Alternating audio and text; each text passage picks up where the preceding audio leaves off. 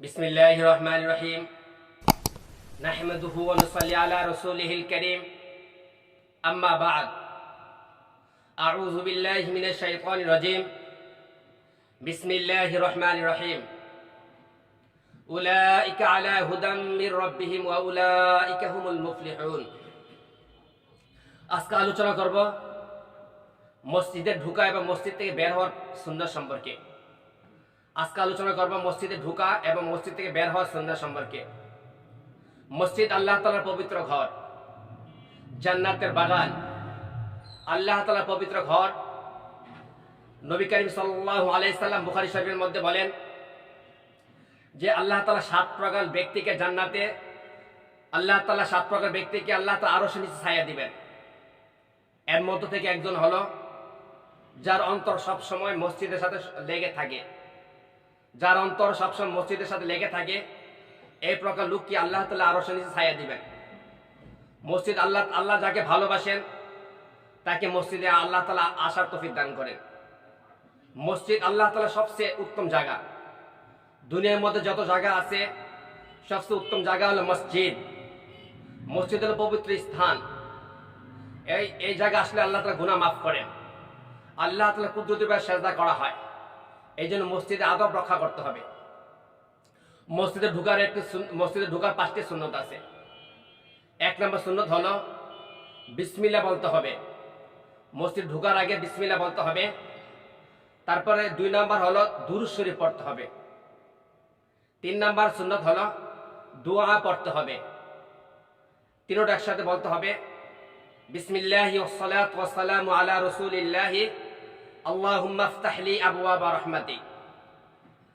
হযরত ফাতিমা রাদিয়াল্লাহু আনহা বলেন যে নবী করিম সাল্লাল্লাহু আলাইহি সাল্লাম যখন মসজিদে প্রবেশ করতেন তখন বিসমিল্লাহ বলতেন, তারপরে দুরূদ শরীফ পাঠ করতেন, তারপর দোয়া পাঠ করতেন। নবী করিম সাল্লাল্লাহু আলাইহি সাল্লাম সুন্নাত এগুলা। তারপর নবী করিম সাল্লাল্লাহু আলাইহি সাল্লাম 4 নম্বর সুন্নাত হলো ডান পা দিয়ে প্রবেশ করতেন। মসজিদে ঢোকার সুন্নাত হলো 4 নম্বর ডান পা দিয়ে প্রবেশ করা। 5 নম্বর সুন্নাত হলো মসজিদে গিয়ে ইতিকাফে নিয়ত করা।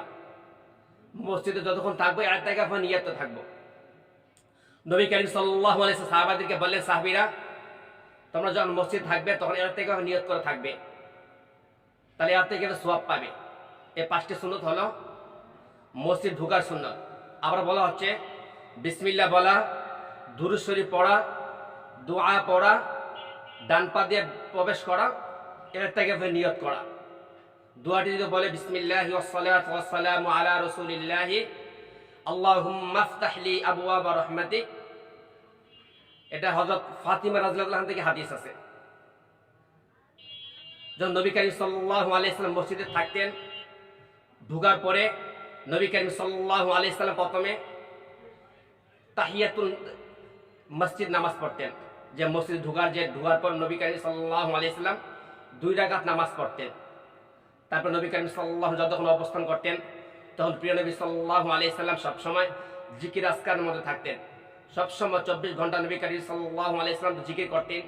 আর যখন নবী করিম সাল্লাল্লাহু আলাইহি সাল্লাম মসজিদ থাকতেন তখন মসজিদের সকল আদবগুলো রক্ষা করতেন এবং জিকিরের মধ্যে থাকতেন। এবং নবী করিম সাল্লাল্লাহু আলাইহি সাল্লাম বললেন যে তোমরা যতক্ষণ মসজিদ থাকবে তখন দুর্গন্ধ জিনিস নিয়ে তখন প্রবেশ করবে না। আদা, রসুন, পেঁয়াজ, দুর্গন্ধময় জিনিস তোমরা বহন করবে না এবং দুর্গন্ধময় জিনিস খেয়ে তোমরা মসজিদ থাকবে না, প্রবেশ করবে না। দুর্গন্ধ আল্লাহ তাআলাকে ভালোবাসে না। দুর্গন্ধ জিনিস আল্লাহ তাআলা কখনো ভালোবাসে না, ফেরেশতারাও ভালোবাসে না। এই জন্য দুর্গন্ধময় জিনিস নিয়ে মসজিদ থাকাও জায়েজ হবে না। তারা যতক্ষণ মসজিদ থাকবো তখন সুরগোল কোনো আওয়াজ করা যাবে না, চিল্লাচিল্লি করা যাবে না।